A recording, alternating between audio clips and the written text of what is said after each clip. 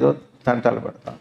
అట్లా ఒక్కొక్కటి మీ మరుపులోకి వచ్చింది. మీ భర్త పేరు మర్చిపోయారు, మీ భర్త ఉన్న జ్ఞాపకం లేదు, మీ పిల్లలు ఉన్న జ్ఞాపకం లేదు, మీరు ఎక్కడున్నారో మీకు తెలియదు, మీ పేరు ఏమిటో తెలియదు.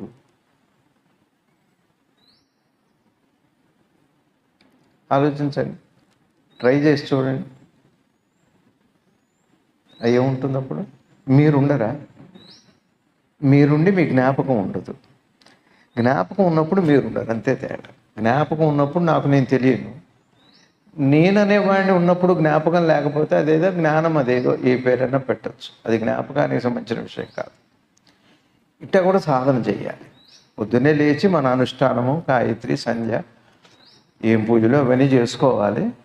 ఇక అక్కడి నుంచి ఇక నిరంతరం ప్రతి సంఘటనని మీ జ్ఞాపకాలతో సరిపోల్చుకుంటూ, ఇది ఉంది కాబట్టి ఇది ఉంది, ఇది లేకపోతే ఏమిటి,